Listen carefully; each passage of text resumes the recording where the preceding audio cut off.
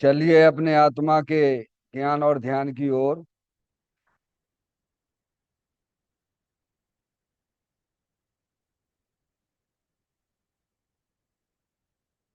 अपने चंचल मन को एवं चंचल उपयोग को स्थिर करने के लिए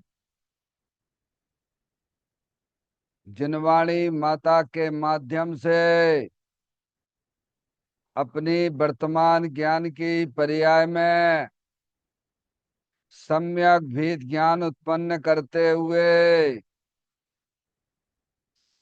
इस से संबंधित जितने भी चेतन अचेतन पदार्थ हैं उनका मुझ भगवान आत्मा के साथ में किसी भी प्रकार का कोई संबंध नहीं है।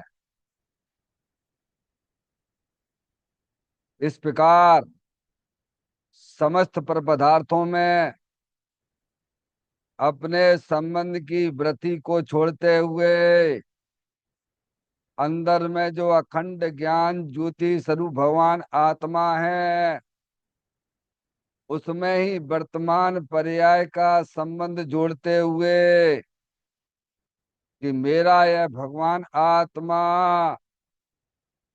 सदा काल शरीर आदि पर पदार्थों से भिन्न एकमात्र अखंड ज्ञान ज्योति स्वरूप है। ऐसा अपने आप को जानो और ऐसा ही अनुभव करो कि वर्तमान में ही मेरा यह भगवान आत्मा शरीर आदि पर पदार्थों से भिन्न एकमात्र अखंड ज्ञान ज्योति स्वरूप ही है।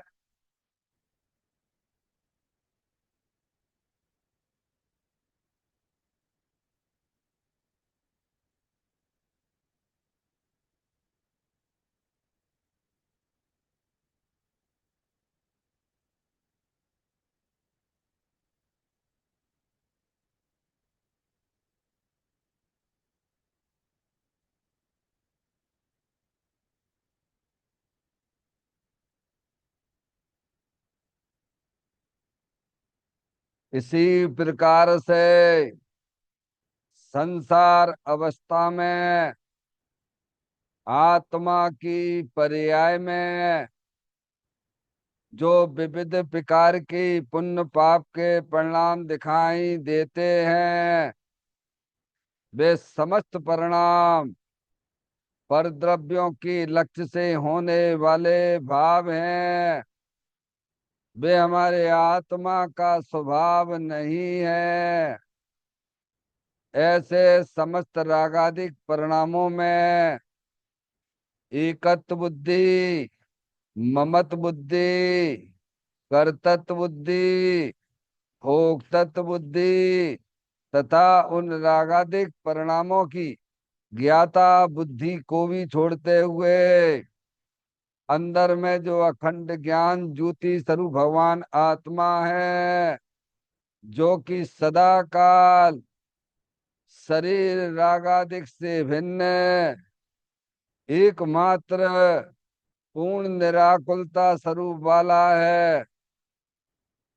ऐसा अपने आप को जानो और ऐसा ही अनुभव करो।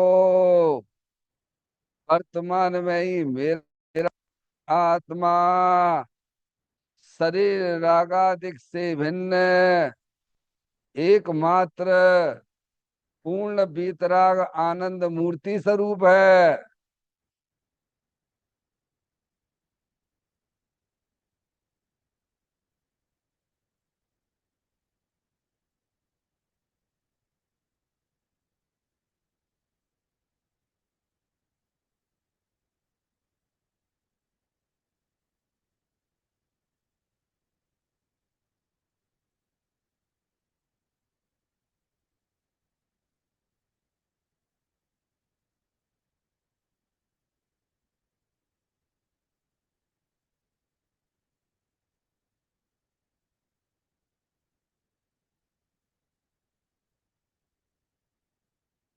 इसी प्रकार से संसार अवस्था में आत्मा की पर्याय में जो पर के लक्ष्य से होने वाला ज्ञान है, वह परलक्षी ज्ञान भी हमारे आत्मा का स्वभाव नहीं है।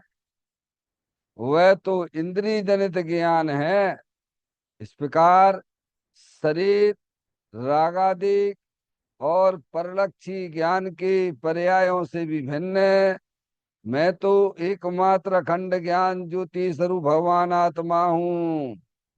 ऐसा अपने आप को जानो और ऐसा ही अनुभव करो कि वर्तमान में ही मेरा यह भगवान आत्मा शरीर, रागादिक और खंड खंड ज्ञान के पर्यायों से भी भिन्न एकमात्र अखंड ज्ञान ज्योति स्वरूप ही है।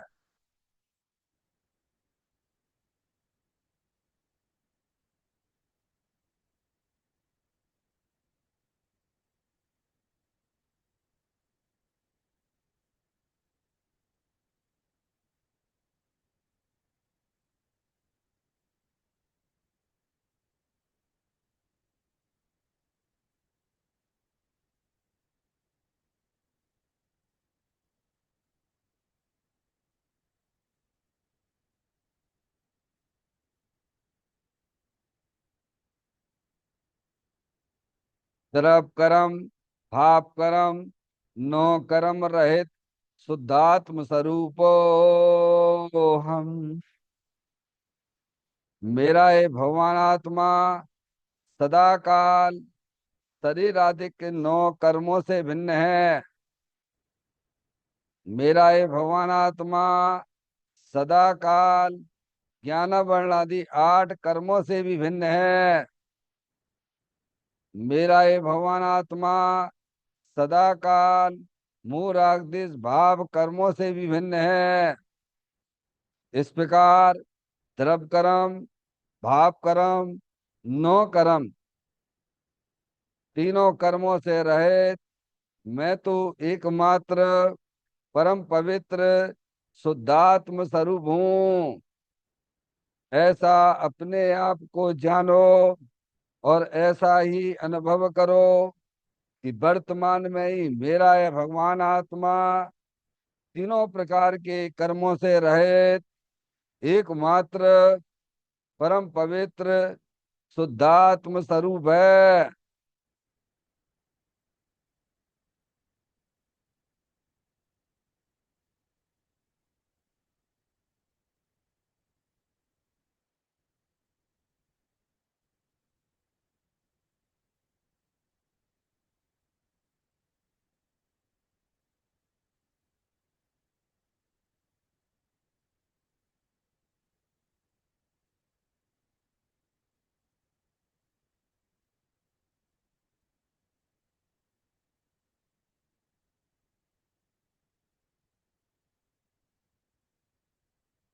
ओम नमः सिद्धेभ्य।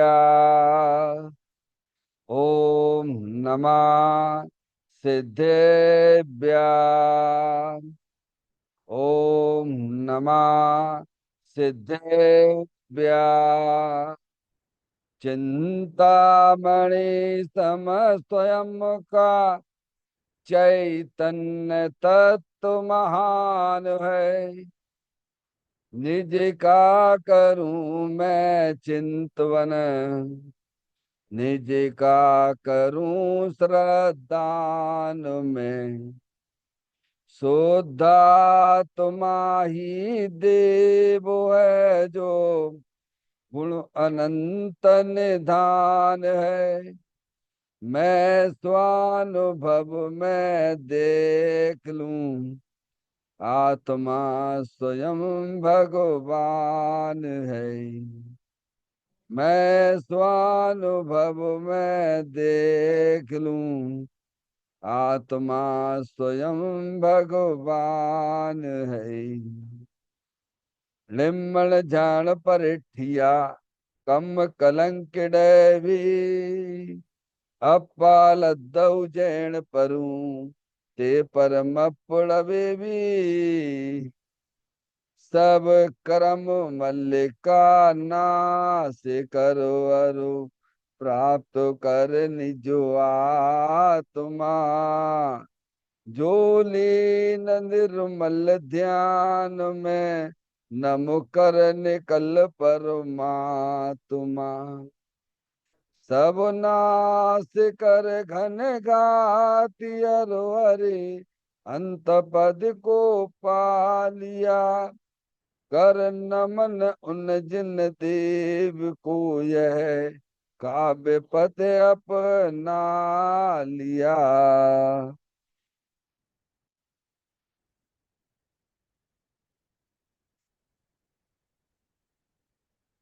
श्री योगसार जी नामक परम आध्यात्मिक ग्रंथ स्वाध्याय हेतु में विराजमान है। आज से 1400 वर्ष पहले इस महान पवित्र ग्रंथ की रचना दिगंबर संत योगेंद्र महाराज जी हुए हैं। उन्होंने इस महान पवित्र ग्रंथ की रचना की और उन्होंने इस ग्रंथ का नाम योग सार जी रखा।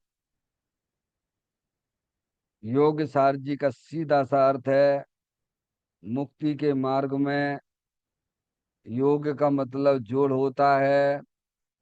किसका किसके साथ में जोड़ करना?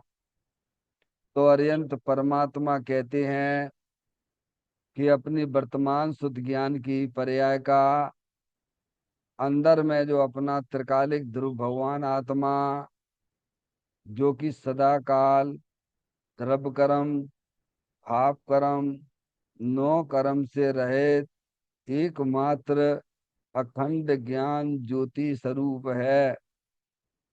ऐसे गायक प्रभु परमात्मा में अपनी वर्तमान शुद्ध ज्ञान की पर्याय का संबंध जोड़ने का नाम योग है, जिसे सम्यक दर्शन सम्यक ज्ञान भी कहते हैं।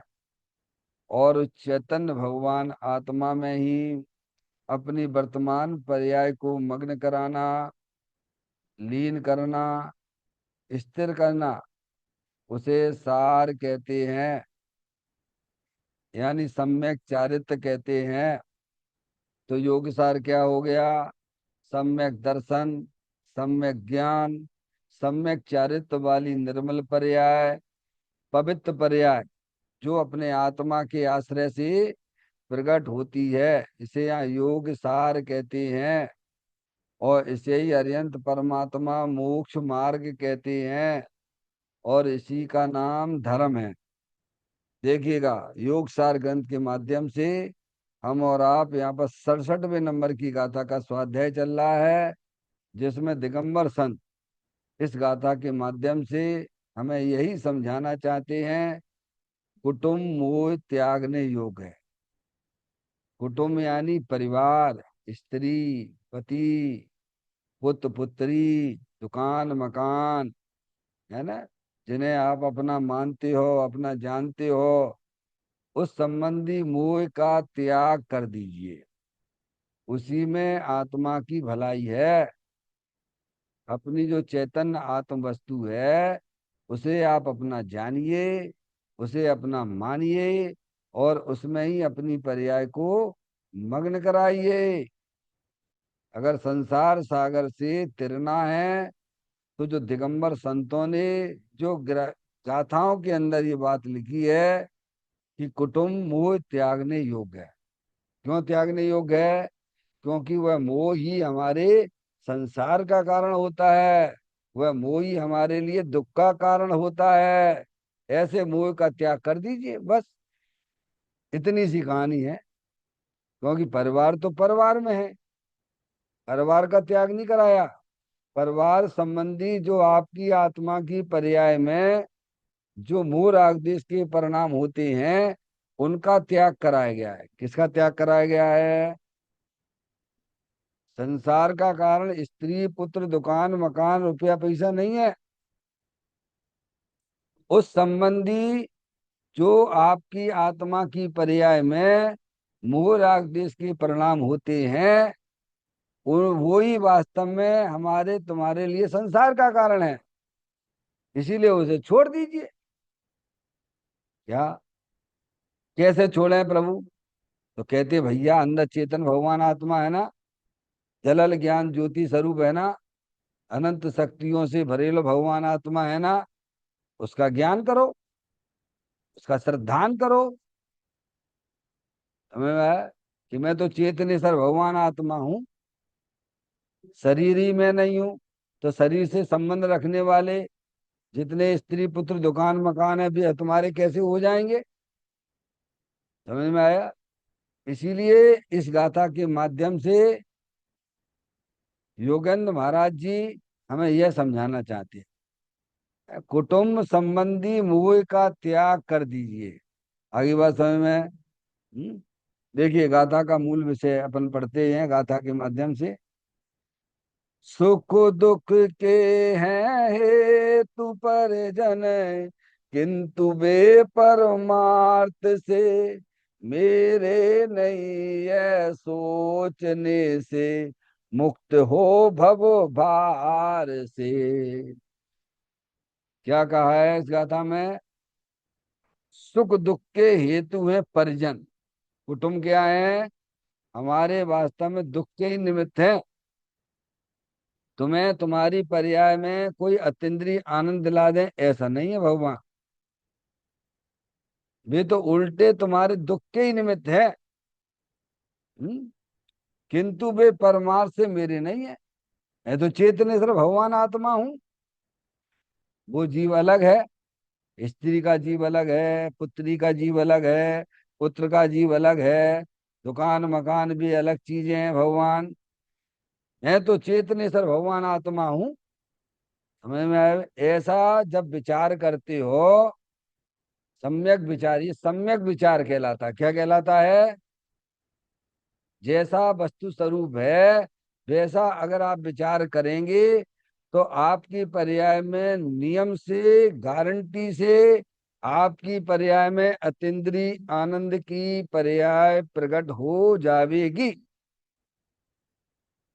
सम्यक विचार में लाइए आप अपने आप को। उल्टे उल्टे विचार करते रहते हो, ये स्त्री मेरी है, ये दुकान मेरी है, ये लड़का मेरा है, तुम्हारा है क्या? पारसमणि, तुम्हारे साथ में कौन बैठो हो जम पे? परिवार का कौन सा सदस्य बैठा हुआ है? बोलो कौन बैठा है? हैं? विचार करो और सम्यक विचार लाओगे। नहीं भाई साहब, मेरी तो चेतनी सर भगवान आत्मा ही मेरी है। कहाँ है स्त्री पुत्र दुकान में? हमको तो दिखती नहीं है। यानी कहते हमको ना दिखती, तुम्हें क्या, तुमने कैसे देख लिया? हम तो तुम्हें ज्ञान करा रहे ना। तुम तो चेतनेश्वर भगवान आत्मा हो। एक प्रकार से तुम्हारा शरीर भी तुम्हारा नहीं है, शरीर भी जड़ है, अनंत पुद्गल परमाणुओं का पिंड है, अंदर जो 8 कर्मों की रचना है वो भी जड़ है। समझ में आया भैया? तो ये आश्रव तत्व जो है वह अज्ञानता की निशानी है। क्या है? कल्पना करते रहते थे शेख चिल्लियों की तरह। जो हमारी पर्याय में शेख चिल्लियों की तरह कल्पना करते रहते, वो कल्पना आश्रव तत्व है। समझ में आया भैया? तो कहते हैं सुख के हेतु है परिजन, भाग्य निमित्त है, उल्टे तुम्हारे दुख के ही निमित्त है वे, जिन्हें तुम अपना जान रहे हो मान रहे हो। यहाँ भी नहीं है तुम्हारे साथ में, कभी रहते ही नहीं है, हैं? तुम तो कल्पना करे बैठे हुए हो कि लड़का ऐसा करेगा, मैं ऐसा हो जाऊंगा, हैं? समझ में आई? ये स्त्री हमारी सेवा करेगी, कल्पना करते हो तुम। करते रहिए कल्पना। कल्पना करने में ये आत्मा स्वतंत्र है। और जो कल्पना की जा रही है वह कोई कर्मों के कारण से नहीं है, ध्यान रखिएगा। जो आत्मा इस संसार अवस्था में जो कल्पना करता है वह कर्मों के कारण से नहीं है। मैंने आप, ये अच्छी बात है कि कर्मों के कारण से कल्पना नहीं होती है। ये अच्छी बात है कि बुरी बात है? पारसमणि थोड़ा जोरदारी से बोल दिया करो भाई। है? क्यों अच्छी बात है? नहीं तो भगवान की पूजा नहीं, कर्मों की पूजा करना पड़ेगी। हाँ, अगर कर्मों के कारण से, अगर हमारी पर्याय में जो आश्रव तत्व होता है, तो भगवान की पूजा ना करो, कर्मों की पूजा करो। हाँ, ये अच्छी बात है कि जो हमारी पर्याय में जो आश्रव तत्व होता है, काल्पनिक जो हम विचार किया करते हैं, वे स्वयं अज्ञानता की निशानी है। क्या अज्ञानता है? वे है तो स्त्री पुत्र आदि भिन्न वस्तुएं हैं, और हम उसे अभिन्न रूप से अनुभव कर रहे हैं। क्या है? कैसे अभिन्न रूप से अनुभव कर रहे हैं, बोलो भैया? जब उनके ऊपर कोई शत्रु आके वार करता है, तो तुम्हें क्या होता है? कुछ तकलीफ वकलीफ होती है कि नहीं होती है? तो तुम कैसे अनुभव कर रहे हो इन्हें? हैं? अभिन्न रूप से अनुभव कर, मेरे को ही हो रहा है। क्या हो रहा है? जैसे जब मैं भोपाल में अपने ऑफिस में बैठा हुआ था, एक फोन आया। वो मैडम का नाम था जॉन मैडम। उसके 14 साल का बच्चा नदी में डूब के मर गया। फोन आया कि तुम्हारा बच्चा नदी में डूब के मर गया। क्या मैसेज मिला? हमारे सामने की बात है। समझ में आए? तो मैडम को ऐसा शॉट लगा कि कुछ बोले ही नहीं, कुछ ना बोले, और रोए भी नहीं। जी, और बोले भी नहीं और रोए भी नहीं। तो ऐसा क्यों हुआ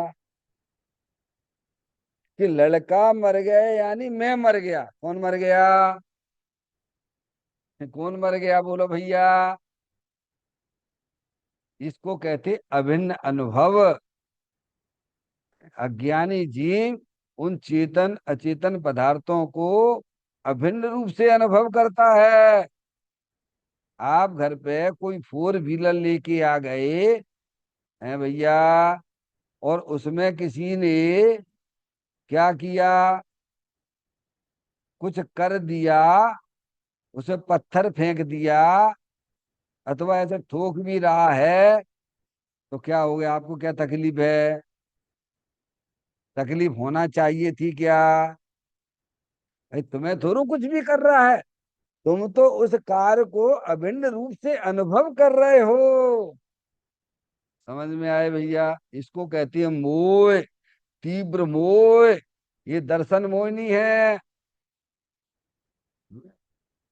फिर ज्ञानी को भी राग रहता है, तो वह भाई साहब उसको समझाता है, बेटा ऐसा क्यों करते हो? तुम्हारा हमने क्या बिगाड़ा है? वो उसको समझाता है, तो राग है ना, गृहस्थ अवस्था है ना। तो जितना राग है उतना ज्ञानी को भी तकलीफ होगी कि नहीं होगी? है? समझ में? ये भी समझना पड़ेगा। गृहस्थ अवस्था क्या होती है भैया, अज्ञान अवस्था क्या होती है भाई। तो यहाँ कहते हैं कि सुख दुख के हेतु परिजन, वास्तव में देखा जावे तो जो परिवार जो हमें आपको मिला है, वह उल्टा तुम्हारे दुख में ही निमित्त होता है। आपकी पर्याय में कोई अतीन्द्रिय आनंद प्राप्त कराने वाला नहीं है। ऐसा परमार्थ से विचार करना चाहिए। मैं तो चेतनेश्वर भगवान आत्मा हूँ, यह सोचने से मुक्त हो। भवसा क्या, यहाँ क्या हो जाता है? आपकी आत्मा में क्या होगा? विचार करो, सम्यक विचार करिए। अब तो उल्टा उल्टा विचार करते हैं। वंदना, इसीलिए हमें आनंद क्यों नहीं आ रहा है? क्योंकि विपरीत विचार का फल दुख है, और सम्यक विचार का फल निर्भर हो जाता है। क्या है? बोलते नहीं है? जिसके माथे भार, वे डूबे मझधार में, और हम तो हो गए पार, झोंक भार को भाड़ में। कौन कहता है जी? घर गृहस्थ में रहने वाला ज्ञानी कहता है मैं तो निर्वार हो गया हूँ, क्योंकि हमने अपने विचारों में वस्तु स्वरूप का निर्णय चलता रहता है, वस्तु स्वरूप के विचार चला करते हैं। एक देखिए जानिए रम रहिए कठोर, समल विमल न विचारिए, यही मुक्त नहीं और क्या। तो निर्वार हो जाता, कैसे होता है कि कुटुंब आदि ये मेरे नहीं है, मैं तो वास्तव में चेतनेश्वर भगवान आत्मा हूँ। ऐसा सम्यक विचार के प्रभाव से भी मन में शांति मिलती है। क्या मिलती है? निराकुलता की उत्पत्ति होती है। अब ये काम यहाँ नहीं करोगे तो कहाँ करोगे? बोलो भैया, कहाँ करोगे? हैं? यही करना है, क्योंकि मनुष्य पर्याय मिली है, जैन कुल मिला है, वस्तु स्वरूप की बात बताई जा रही है। समझ में आया भैया? यहीं पर हमें विचार करना चाहिए, फिर पता नहीं मन मिलो कि नहीं मिलो, नहीं रहोगे तो आत्मा ही रहोगे।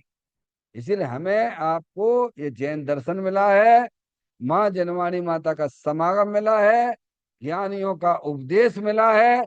इसीलिए ये काम यहीं पर हमें करने का संकल्प लेना चाहिए। इसे बिल्कुल टालने की बात नहीं है। हम्म? देखिएगा, ये गाथा का आपने पाठ किया, अब देखें आप इसके पॉइंटों पर विचार होगा।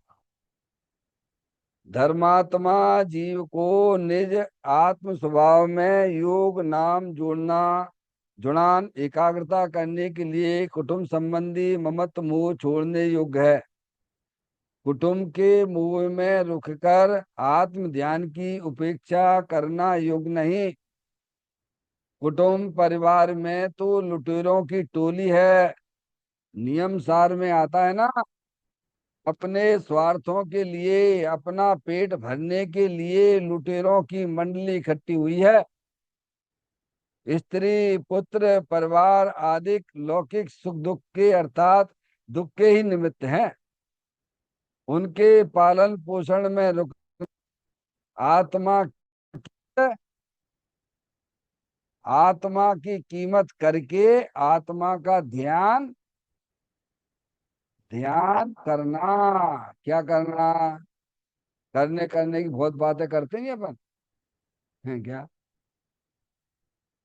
तो ये काम करो ना भाई, अपने आत्मा का ध्यान करो, अपने आत्मा का ज्ञान करो, अपने आप को आत्मा रूप से स्वीकार करो।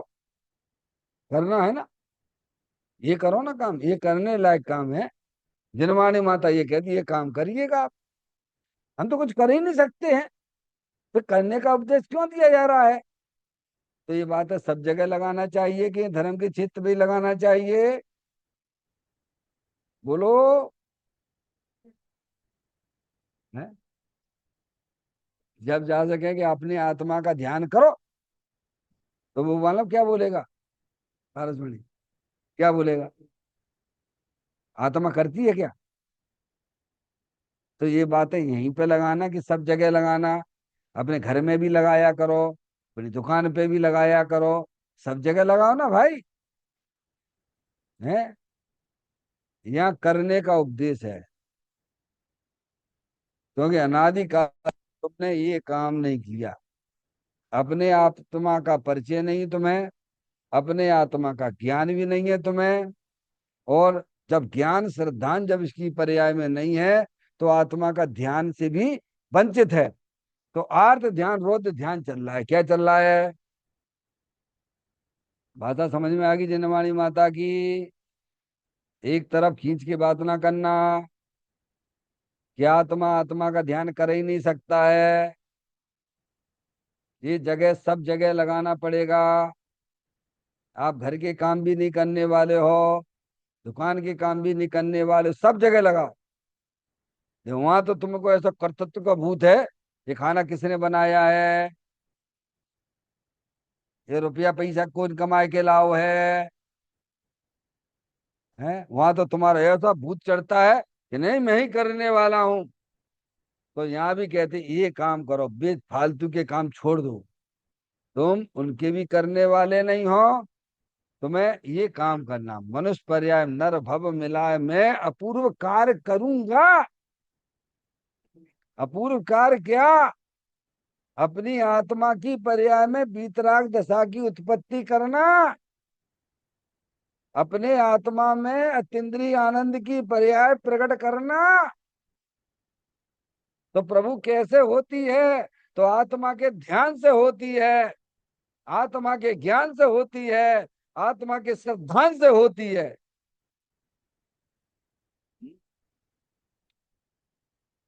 क्या कहते हैं इस पैराग्राफ के अंदर? धर्मात्मा जीव को निज आत्म स्वभाव में योग नाम जुड़ान एकाग्रता करने के लिए, धर्मात्मा ज्ञानी जीव है ना, धर्मात्मा तो ज्ञानी होता है ना, भेद विज्ञानी होता है ना भाई। अपने निज आत्म स्वभाव में योग, योग नाम का है, योग का नाम क्या लिखा है? जुड़ान। अब जुड़ान, एक तरफ आत्म स्वभाव है, और जुड़ान कैसे करें? तो पर्याय है उसकी, शुद्ध ज्ञान की पर्याय, उसको जोड़ दीजिए आप। क्या करना है? बोलो, ये काम दिखता है कि नहीं दिखता है? तो दुनिया भर के काम दिखते हैं, पर ये काम भगवान कह रहे ये काम करो, तुमने अनंत काल से ये काम नहीं किया है, और नहीं किया है तो 4 गति 84 लाख योनियों में परिभ्रमण कर रहे हो, दुखी हो रहे हो। नो, रहोगे कि नहीं रहोगे? तुम आत्मा ही रहोगे, कुछ और हो जाओगे? हैं? चलो भैया, मनुष्य पर्याय भी मिल गई, तो फिर ABCD पढ़ो। वैसे मिलने की संभावना कम है, ध्यान रखिएगा। हाँ, मनुष्य पर्याय मिलना, और उसमें भी चैन कुल मिलना, और ये तत्व की बातें मिलना, ये दुर्लभ दुर्लभ दुर्लभ दुर्लभ है भगवान। आप बहुत हद पूरी करके यहाँ पर आए हो, जनवाणी माता का श्रवण कर रहे हो, वस्तु स्वरूप का ज्ञान कर रहे हो। ये आप समझिए बहुत बड़ी, कितना स्ट्रगल करके आप यहाँ तक आए हो। जनवाणी माता का श्रवण, ये बातें मिलती नहीं है दुनिया में। ये काम करना, क्या करना? अपना जो द्रव्य स्वभाव है, जो अतीन्द्रिय आनंद स्वरूप है, सुख शांति के भंडार स्वरूप वस्तु है, उसमें योग यानी उपयोग जोड़ देना। समझ में आ गई भैया? देखिएगा। तो साहब कैसे करें? तो अब सुनो, अब ध्यान से सुनना, कैसे करना अब बताते हैं आपको। कुटुंब संबंधी ममत्व भाव छोड़ने योग्य है। पहले ज्ञान और श्रद्धान में ये बात रखो, क्या? क्यों? स्त्री मेरी नहीं, दुकान मेरा नहीं, लड़का लड़की मेरे नहीं, मेरी तो एक चेतन आत्म वस्तु ही मेरी है। ऐसी श्रद्धा और ज्ञान के साथ में अपने आत्मा के साथ में बैठ जाना। समझ में आ गई बात? क्या करना सबसे पहले? अरे कभी अपने आत्मा के साथ भी तो बैठो भाई। अनंत काल हो गया आत्मा के साथ ना बैठे हैं, तो कैसे बैठे? वस्तु स्वरूप का सच्चा ज्ञान करके उसका श्रद्धान करना, और फिर हमें अपने आत्मा का आनंद लूटना है। जो किंचित रागादिक परिणतियां रह गई हैं, उनका भी पक्ष छोड़ देना। क्या करना? क्या करना भैया? उस राग का भी, किंचित राग का भी पक्ष छोड़ देना। क्यों? क्योंकि तुम्हें अपने आत्मा का आनंद लूटने हैं कि नहीं लूटने हैं? समझ में आए? तो उसका भी कुटुंब संबंधी ममत्व भाव छोड़ने योग्य है। जब तक हमारी पर्याय में राग द्वेष के परिणाम रहेंगे, समझ में आए, तब तक ये आत्मा अपने आत्मा का आनंद नहीं लूट पाता है। अपने आत्मा का आनंद लूटना है तो सम्यक विचार के माध्यम से उस रागादिक का भी पक्ष छोड़ के, अंदर आनंद भगवान आत्म स्वरूप वस्तु है, उसमें अपने उपयोग को लीन करना। आगे बात समझ में है? तो साहब ये तो फिर बहुत बड़ा तो मुनराजों की बात हो गई। क्या भैया? वंदना, एक एक पॉइंट को समझो भाई। है, मुनराज को उस दशा में प्रचुर स्वसंवेदन की प्राप्ति होती है। समझ में आया भैया? आपको अपनी भूमिका के अनुसार जितना राग है उस राग को भी तोड़ने का पुरुषार्थ अंदर में रखना। हाँ यार। अरे भाई, कुआ है, पानी पानी भरा हुआ है उस कुएं के अंदर, तो जैसो बर्तन डालोगे ना वैसे ही तो भर के आएगा ना। हम्म? आप डालोगे लोटा, तो लोटा जितना पानी भर के आएगा, वहां तो अथाह पानी भरा हुआ है। समझ में आई? हम्म? घगरा डालोगे तो घगरा जितना भर के आएगा। तो गृहस्थ अवस्था में जितना राग टूट सकता है उतना राग को आप तोड़िए। समझ में आया भैया? बुद्धि पूर्वक उस राग का तोड़ने का विचार रखना। समझ नहीं आप? और ज्यादा अगर भूमिका हो जाए तो खुद ही आप मुनि बन जाओगे भगवान। जैसे हमारे तीर्थंकर आदि, जो संसार विषय सुख होता तीर्थंकर क्यों त्यागे, काय को शिव साधन करते संयम से अनुरागे। उन्हें कि नहीं, अब ये भी छोड़ो, हटाओ, खत्म करो। समय दृष्टि होते हैं सभी तीर्थंकर, आत्मज्ञानी होते हैं, आत्मा का आनंद लूटने वाले होते हैं। जब पर्याय में इस प्रकार का भी होता है तो घर गृहस्थी संबंधित भाव को भैया खत्म करना है पूरी तरह से, तो वह छोड़ के मुनि हो जाते हैं। और फिर क्या करते हैं? आनंद ही आनंद मस्त रहते हैं। कहाँ रहते हैं? चैतन्य में मुनो बसते, अनंत गुणों में केली करते, एक ही भाव न भाई मन में मधुबन में। समझ गए आप? भाई ऊंट की सवारी करोगे तो स्थिर बैठ पाओगे क्या? अब आप तो ऊंट की सवारी करना चाहते हो, स्थिर भी बैठना चाहते हो, तो पॉसिबल है क्या? अरे बोलो भाई, पॉसिबल है क्या? वो सवारी ऊंट की बंद करो, हैं, स्थिर जगह जाके बैठो। समझे? तो कहते, अब देखिए आप, कुटुंब के मोह में रुक कर आत्म ध्यान की उपेक्षा करना योग्य नहीं है। समझ में आया? ठीक है, शादी ब्याह हो गया भैया, ठीक है, ज्ञान में हुआ अज्ञान में हुआ, जो भी कुछ हुआ, समझ में आई, हो गया। लेकिन अपने आत्मा का आनंद लूटने से वंचित हो रहे हो, तो क्या फटाफट निपटो, फटाफट निकलो यहाँ से। ये अच्छी बात नहीं है। देखो, दो थे ना पांच पांडव में, पांच पांडव मुनि अवस्था में थे ना, तीन की मुक्ति हुई, दो सर्वात सिद्धि में गए। तो ऐसा उन्होंने कौन सा काम किया जो दो सर्वात, पांचों भावलिंगी संत थे, ध्यान रखिएगा। पांचों भावलिंगी संत, दो तो चले गए सर्वात सिद्धि में और तीन की मुक्ति हो गई। तो ऐसा उनने कौन सा अपराध किया, दो ना बोलो भैया। बढ़िया तो गुरु की भक्ति कर रहे थे वे, दिखती है उनकी भक्ति तुम्हें। क्या कहा? बढ़िया गुरु की भक्ति कर रहे थे वे। गुरु की भक्ति कहो, अरियंत परमात्मा की भक्ति कहो, एक ही बात है। अरे गुरु के प्रति, भाई भाई नहीं, मुनराज के प्रति राग गया, तो राग गया, वो भक्ति है कि नहीं है बोलो भैया? क्या ऐसे क्यों कर रहे हो? मना क्यों करते हो?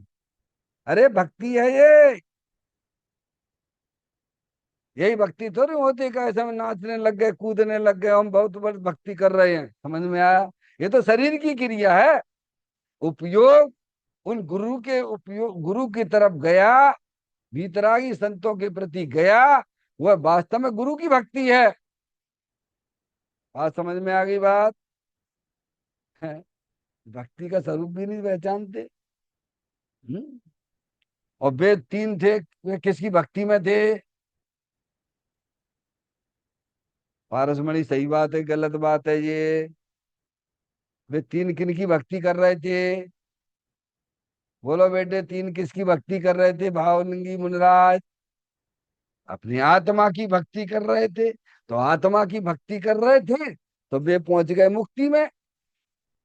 और जिनने जो है विकल्प आ गया, साधर्मी मुनिराज के प्रति विकल्प आया भक्ति का, उपसर्ग आया ना, है, तो जाके वहां चले गए। बोलो, तो उनका प्रमोशन हुआ कि डिमोशन हुआ? बोलो, बोलो हाँ या ना। डिमोशन हुआ। यहाँ तीन चौकड़ी कसाय में रहते थे, आनंद में रहते थे, और नेक सी गलती कर ली मैंने, अपने गुरु के प्रति भक्ति का परिणाम आ गया, और वहां चले गए 33 सागर के अंदर। समझ में आया? और वे डटे रहे। कहाँ डटे रहे? वे अपने आत्मा की भक्ति में आनंद में मस्त रहे, तो उनकी मुक्ति हो गई। डिमोशन हुआ है। यहाँ तीन चौकड़ी कसाय के अभाव पूर्वक रहते थे, वहां पे तीन चौकड़ी कसाय के सद्भाव पूर्वक रहते हैं। हाँ, सर्वात सिद्धि है। अब वे आएंगे वहां से, और फिर का ऐसे में फिर ABCD पढ़ेंगे, फिर मुनि बनेंगे, और फिर का ऐसे में उनका भी मुक्ति होगी। अपन भी कोई भक्ति करते हैं कि नहीं करते हैं? अपन कौन की भक्ति करते हैं? देवसा गुरु में किसकी भक्ति करते हो आप? जहां तुम्हारा उपयोग जाता है तुम उसकी भक्ति में लगे हुए हो। काय की भक्ति में लगे हो? हमारा उपयोग स्त्री पुत्र दुकान मकान रुपया पैसा की तरफ जाता है। वे तो चले गए 33 सागर के लेन। वो शुभ भाव था उनकी पर्याय में, और हमारी पर्याय में निरंतर कौन सा परिणाम हो रहा हुआ है? बोलो भैया। स्त्री दुकान मकान रुपया पैसा बारों की में सोचते रहते हो, तो शुभ भाव है कि अशुभ भाव है? अशुभ भाव है तो कहाँ जाओगे? किसकी भक्ति करते हो? दुनिया कहे कि तुम मंदिर में बैठे भक्ति कर रहे हो, लेकिन तुम्हारे विचारों में परद्रव्य बस रहे हैं, सांसारिक जीव बस रहे हैं। तो भगवान कहते तुम अशुभ कर रहे हो। क्या कर रहे हो? दुनिया कुछ भी कहे तुमसे, सब खेल उपयोग का है, सब खेल परिणामों का है।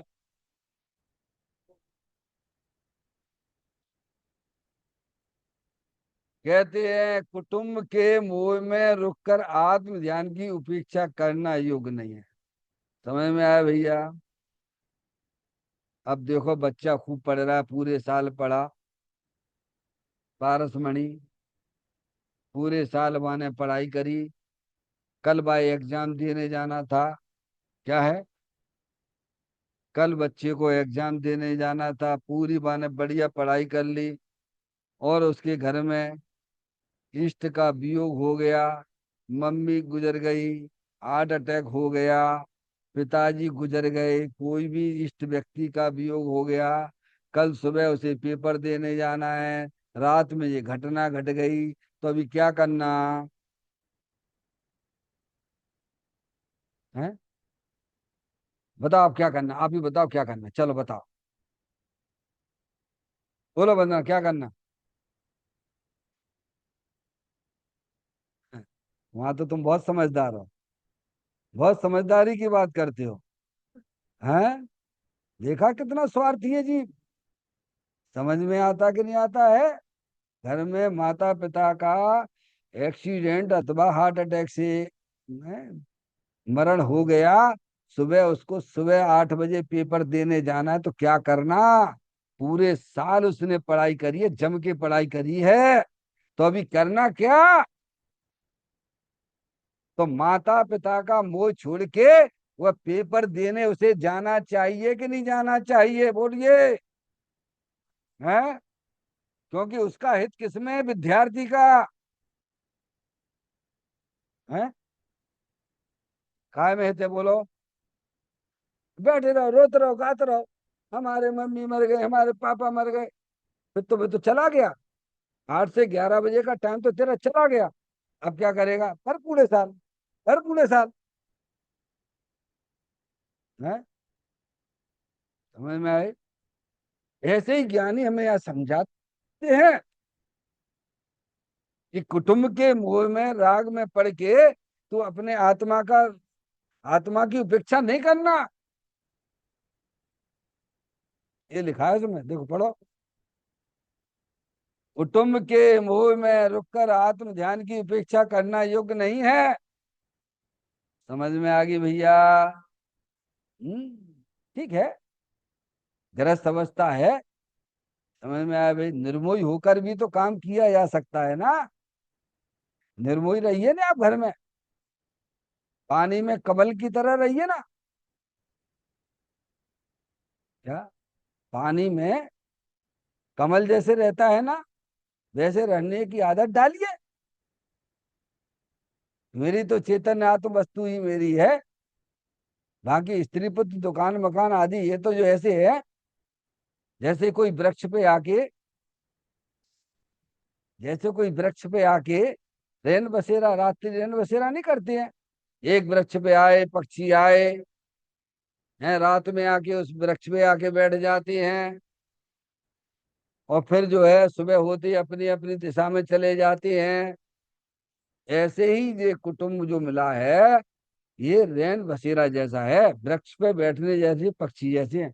कोई देव गति से आता है, कोई त्रियंच गति से, पशु गति से आता है, कोई नरक गति से आता है, कोई मनुष्य गति से आता है, और अपना अपना समय पूरा करके चले जाते हैं। ऐसे निर्भय बन के रहिए ना। क्यों भैया, रहा जा सकता है कि नहीं रहा जा सकता है? बोलो भैया।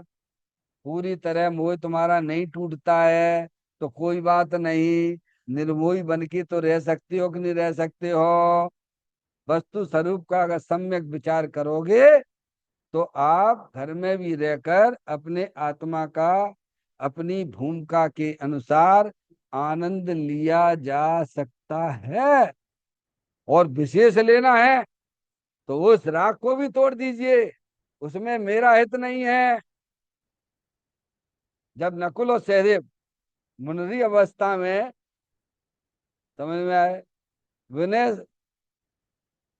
भावलिंगी मुनराज के प्रति राग आया, भक्ति आया, तो विनय नहीं छोड़ा है। तो तुम स्त्री पुत्र दुकान मकान के मुंह में रुके हुए हो, तो अपना कल्याण कर रहे हो, क्या कल्याण कर रहे हो? बोलो भैया। पारसमणि, विचार करिए, है ना? तो कहते उपेक्षा नहीं करना, कभी भी अपने आत्मा की कभी उपेक्षा ना करना, क्योंकि वही तुम्हारे साथ में रहता है, वही तुम्हारे साथ में है, और वही तुम्हारे साथ में रहेगा। ऐसा कौन है वो? अंदर चेतन भगवान आत्मा। समझ में आए? उसको उग्र रखना, उसको मुख्य करना, कि उससे ही हमारा संसार चक्र खत्म होगा। ऐसे सम्यक विचार के द्वारा अपने आत्मा को मुख्य करना। हम्म? कुटुंब के मोह में रुककर आत्म ध्यान की उपेक्षा करना योग्य नहीं। अब देखिएगा, फिर कहते हैं कुटुंब परिवार ये तो लुटेरों की टोली है। नियम सार में आता है ना, अपन बहुत सुनते हैं विद्वानों के माध्यम से। क्यों लुटेरे हैं? वे सब स्वार्थी हैं। वे जो तुम्हें मिले हैं ना, कोई नरक से आओ है, कोई तेरी पशु गति से आओ है, सब अपने अपने स्वार्थ, सब अपने अपने स्वार्थ में ही बने रहते हैं। जब तक उनका स्वार्थ पलता है, तब तक वे तुम्हारे साथ में खड़े दिखाई देते हैं। जैसे ही उनके स्वार्थ की नहीं सदता है, तो वे तुमसे अलग हो जाते हैं। समझ में आए भैया? उनका क्या स्वार्थ है? टाइम नहीं नहीं, आपको सब समझाता है यहाँ पे। समझ में आए भैया? हम्म? तो कहते हैं कुटुंब परिवार ये तो लुटेरों की टोली, तुम्हारा ज्ञान भी हर रहे हैं, तुम्हारा श्रद्धा भी हर रहे हैं, तुम्हारा चारित्र को भी हरते हैं। क्यों पारसमणि? ऐसे ही आपको मिलेंगे। देखो पापा, आप तो बस चुपचाप जो है शांति से बैठो, अपने आत्मा का ध्यान करो। क्या करे? बीवी कहे तुम कुछ मत करो, तुम छोड़ दो अभी सब। क्या? कुछ नहीं, तुम शांति से बैठो। मिले? वो तो बेचारी वैसे ही मरी जा रही है, इतना सारा काम करने को करे। क्या करे भैया, बैठने देगी तुमको? समझ में आई भैया? पारसमणि, तुम्हें तुम्हें आत्मा की मिलने के लिए बोलेगी वो तुमसे? घर वाले बोलेंगे कि भाई साहब अगर ऐसे ही बैठने हैं तो चुपचाप वहां आश्रम में जाओ तुम? क्या कह रहे हैं? तुम्हें तुम्हारी आत्मा से मिलने देंगे क्या वो? तो आत्मा का हित आत्मा से मिलने में है, आत्मा का आनंद लेने में है, किसमें है बोलो? फिर तो लुटेरे हैं भाई तुम्हारे, हर तरह से लुटेरे हैं। निहाल भाई सोगानी थे, समझ में आया भैया? निहाल भाई सोगानी, पढ़ाई होगा आपने। उन्होंने अपने बच्चों से और सबको बैठाल के, परिवार के सबको लोगों को बैठाल के बोला, देखो भैया अब तुम जो है मुझे 2 टाइम की रोटी दे देना, और मेरे से कोई अपेक्षा नहीं समझना। समझ में आई भैया? और हम बच्चा बोला, पापा अभी तो आपके हाथ पैर काम कर रहे हैं।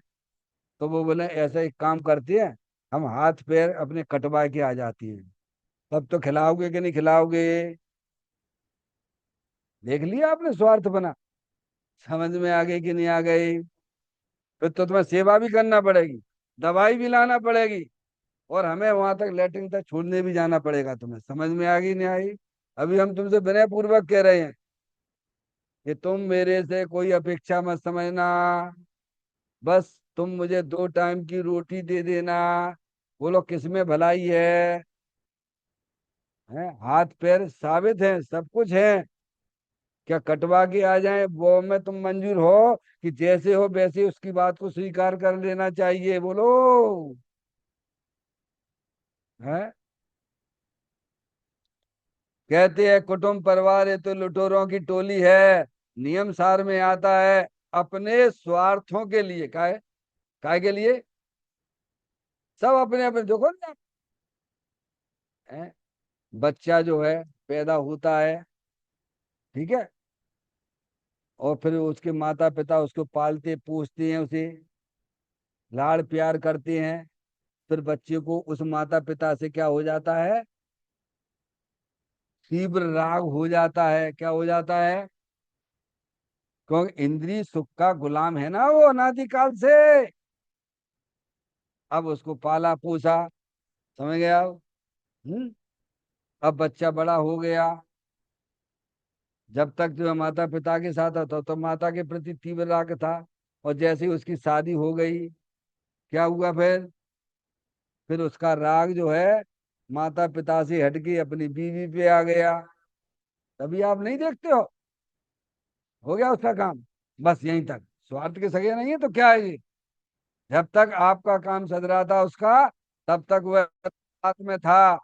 और उसे तो इंद्रियों का रसी था ना, इंद्रिय सुख का लालची था ना वो। शादी हो गई, बस बस, बस पत्नी के साथ में हो गए, बच्चे हो गए, तो प्रेम कहाँ चला गया वो? आज नहीं देखते माता पिता से बच्चे अलग हो जाते हैं, क्यों? अब उनसे क्या प्रयोजन सधेगा, वे तो बुढ़े हो गए, ये क्या काम के हमारे? समझ में आए भैया? अब स्त्री है, पुत्र है, बस ये जब तक और जो हमारे इंद्रियों को पुष्ट करे, जो हमें इंद्रिय सुख देवे, वह उसके साथ में खड़ा रहता है। और जैसे ही इंद्रिय सुख को जो भी कोई बाधा देता है, तो उसके क्या हो जाते हैं? क्या हो जाते हैं? उसके दुश्मन हो जाते हैं। समझ में आया? तो स्वार्थ के सगे हैं सब, ऐसा अंदर में विचार करना। कहते हैं कुटुंब परिवार के ये तो लुटेरों की टोली है, नियम सार में आता है अपने स्वार्थों के लिए, अपना पेट भरने के लिए। काय के लिए? काय के लिए? ये तो अनुभव की चीजें हैं ना पारसमणि। भरने के लिए लुटेरों की मंडली इकट्ठी हुई है, स्त्री पुत्र परिवार आदि लौकिक सुख दुख के, इन दुख के ही निमित्त है। काय की है तुम्हारे लिए, वे तुम्हारा कुछ नहीं करेंगे। समझ में आया भैया? हम्म? लेकिन निर्मोही रहकर, है, उन्हें भी जब तक वे बड़े नहीं होते हैं उनके प्रति उपकार का परिणाम भी रखना, जब तक आप घर में रहते हो, समझ में आए भैया, उनकी शिक्षा भी करवाना है, उनके जो है कैसे में उनकी रक्षा भी करना, और जो हो सकता है न्याय पूर्वक कमा के उनका धन अर्जन भी करके उनका उपकार करना, और उन्हें शिक्षा देना कि बेटे तुम अपना आत्मा का ज्ञान करो, क्योंकि इसी में ही तेरा ही भलाई है। अगर वह नहीं मानता है तो क्या करना, खेद खिन्न नहीं होना। एक गृहस्थ अवस्था बता रहा हूं, अपने परिणामों में विषाद नहीं करना, ये लिखा है इसमें देखो। वे उल्टे तुम्हारे दुख के ही निमित्त है, नहीं मान रहे हमारी कोई बात, अब तो मानते ही नहीं है, हम तो खुद के चुपचाप, विषाद मत करो, क्या करना, मन में खेद खिन्नता मत करो, क्योंकि वे तुम्हारे दुख के ही निमित्त हैं। समझ गए, आगे नहीं आई समझ में? जितना हो सकता है उनकी भलाई के लिए सोचना, और वे ना माने तो परिणामों में खेद खिन्नता ना करना, उनके पालन पोषण में रुकना नहीं। क्या करें, देखो अपने यहाँ आता है प्रथमान योग में, वो टीका लगा दिया था राजा, कौन से थे बोलो, नाम याद हुआ आपको तो, गर्भ अवस्था में ही छोड़ के, गर्भ अवस्था में जो है प्रेग्नेंट हो गई थी उसकी रानी, तो गर्भ अवस्था में टीका लगा दिया। उनके पालन नहीं भाई, हम पे नहीं हो सकती है, मैं तो अपने आत्मा का आनंद लूटने जा, आत्मज्ञानी ऐसे हो, ज्यादा लफड़े में नहीं पड़ते, पढ़े आ गए हैं तो उसको व्यवस्थित तरीके सम्यक रूप से उसको दूर करने का भी प्रयास करते हैं। तो क्या पालन, उनके पालन पोषण में नहीं रुका, अरे बच्चा बहुत छोटा है अभी और रुक जाइए, क्या समय इसकी शादी और करवा दीजिए, नहीं, आज्ञा नहीं है, जिनेन्द्र देव की आज्ञा नहीं है, उसमें नहीं रुकना। रुकते हो तो आप अपने राग के कारण से रुके हुए हो, उनके ऊपर लालछन ना रखना, आदेश तो ये है, उनके पालन पोषण में रुकना नहीं। फिर कहते आत्मा की कीमत करके आत्मा का त्याग करना, क्या करना, मनुष्य पर्याय में काय के लेना आए हो, अरे इतना स्ट्रगल करके आप एक इंद्री से, दो इंद्री से, तीन इंद्री से, चार इंद्री से, असंगी संगी, चार गति 84 लाख योनियों से इतने स्ट्रगल दुख उठाते उठाते यहाँ तक आयो, तो काय के लिए आयो, नर भवो मिला है मैं अपूर्व कार्य करूंगा, पाया है जिन शासन भव का अभाव करूंगा। काय के लिए आयो, अपने आत्मा का ज्ञान करके, अपने आत्मा का श्रद्धान करके, अपनी पर्याय को अपने चेतन भगवान आत्मा में मग्न कराना, यही वास्तव में करने योग्य कार्य है। तो को शांत रस से लवा लव्य, ज्ञान सागर आत्मा, बे ब्रह्म की चादर हटा, सर्वांग पर घटवा तुमा, हे भुजन इस लोक के सब एक साथ नहाइए, इसे ही अपनाइए, इसमें ही मग्न हो जाइए।